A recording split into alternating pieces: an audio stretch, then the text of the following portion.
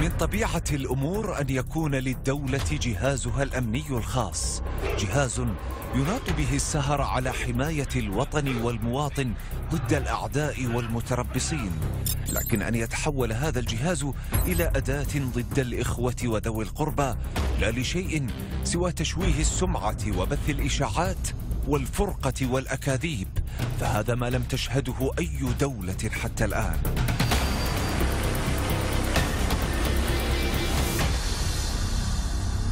بدأت القصة قبل عدة سنوات حينما رصدت أجهزة الأمن الإماراتية حسابات على مواقع التواصل الاجتماعي تسيء لدولة الإمارات ورموزها.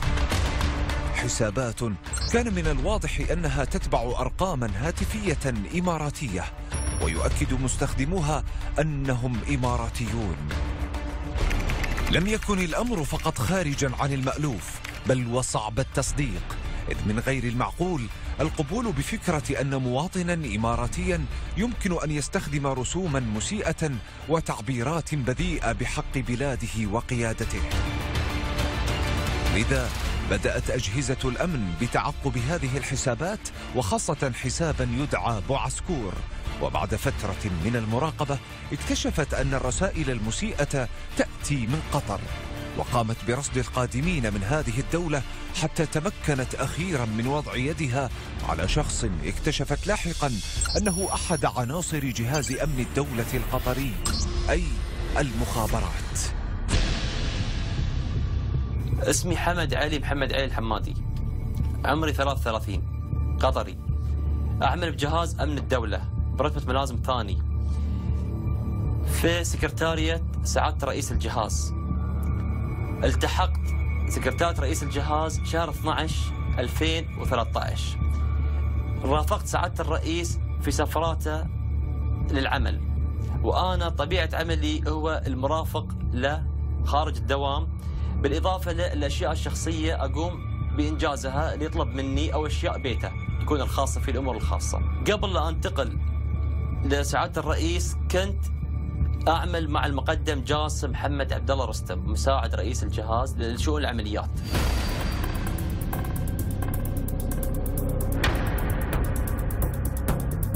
منذ عدة أعوام أنشأ جهاز أمن الدولة القطري ما تسمى بالإدارة الرقمية لرصد كل ما يتم بثه على وسائل التواصل الاجتماعي، وإنشاء حسابات وهمية على تويتر وإنستغرام بأسماء وهمية.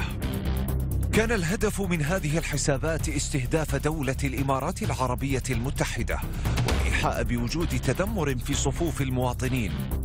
في تاريخ 15/9 اتصل بي المقدم جاسم وطلب مني ان انا احضر المكتب الساعة 10 الصبح. جيت تقريبا على الساعة 12 أو 12 ونص، أعطاني مبلغ 25,000 ريال قطري من نثريات الجهاز. كانت المهمة تتلخص في التوجه برا إلى دولة الإمارات لشراء 5 شرائح هاتفية وتعبئتها برصيد 5,000 درهم لكل شريحة لاستخدامها دوليا.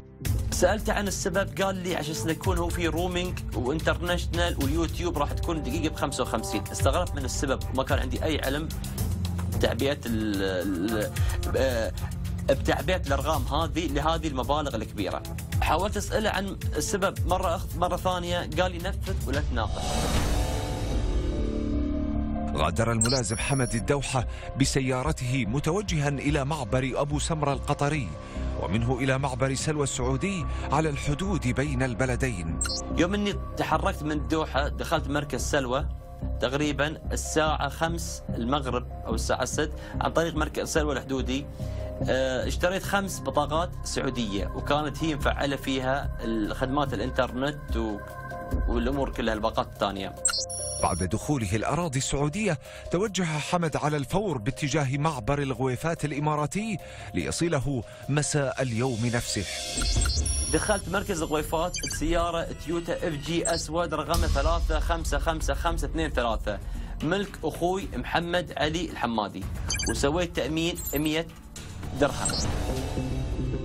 بعد إنهاء معاملة الدخول والتأمين على السيارة، توجه الملازم حمد إلى إحدى البقالات القريبة وابتاع بسهولة 5 شرائح هاتفية إماراتية من دون أن يطلب منه البائع تقديم صورة عن هويته.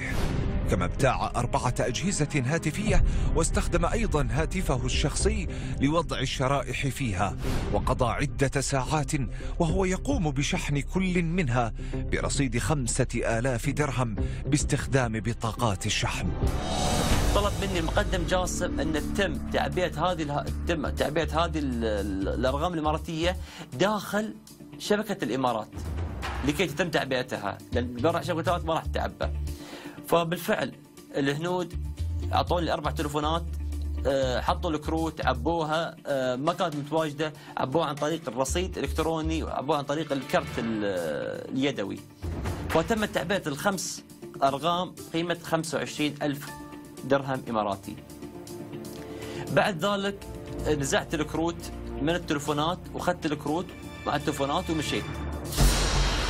وفي اليوم التالي أي 16 من سبتمبر 2013 استقل الملازم حمد سيارته وعاد إلى معبر الغويفات الإماراتي، ومنه إلى معبري سلوى وأبو سمرة، وأخيرا العاصمة القطرية الدوحة. وأنا في الطريق كلمت جاسم وقلت له أنا أخذت الأغراض اللي أنت كلفتني فيها من غير ما يكون عندي علم بالأمور هذه أبدا. فهو كان موجود في العمل، فلما رحت العمل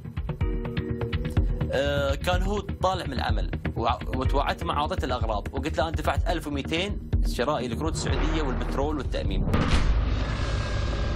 توجه الملازم حمد إلى مقر جهاز أمن الدولة حيث قام بتسليم الشرائح ال5. كان حمد خميس الكبيسي النقيب مدير الإدارة الرقمية كان متواجد، وجاسم سلم الخطوط حق حمد خميس الكبيسي مدير الإدارة الرقمية في جهاز أمن الدولة سابقا.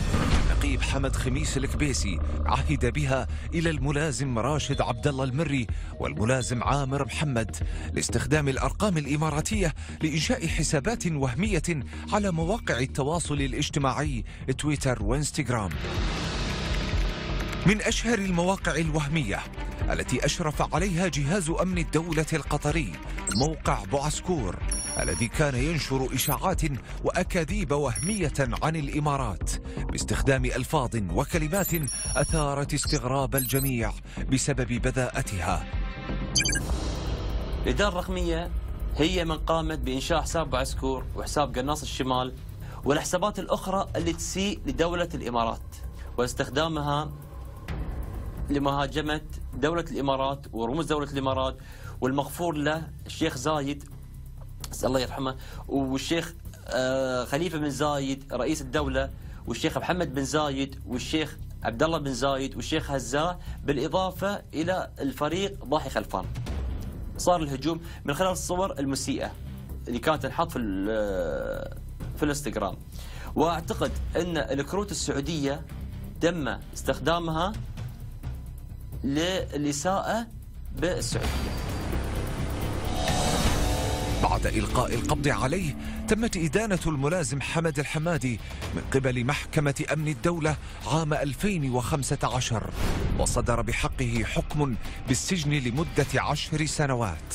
كما أصدرت المحكمة حكما غيابيا بالسجن المؤبد على 4 آخرين من منسوبي جهاز أمن الدولة القطري، المقدم جاسم محمد عبد الله مساعد رئيس جهاز أمن الدولة للعمليات، النقيب حمد خميس الكبيسي مدير الإدارة الرقمية بجهاز أمن الدولة، الملازم أول بجهاز أمن الدولة راشد عبد الله المري، الملازم أول بجهاز أمن الدولة عامر محمد.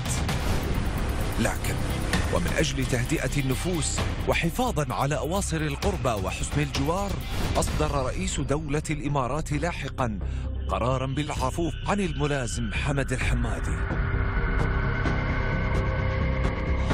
لا تشكل هذه القضية أي الإساءة لرموز دولة الإمارات من قبل أجهزة الأمن القطرية سوى واحدة من قضايا عديدة حاولت فيها الدولة القطرية النيل من دولة الإمارات والمملكة العربية السعودية ومملكة البحرين وغيرها من الدول العربية. فهي ليست سوى قمة جبل الجليد الذي يخفي تحته ما يخفي من مؤامرات.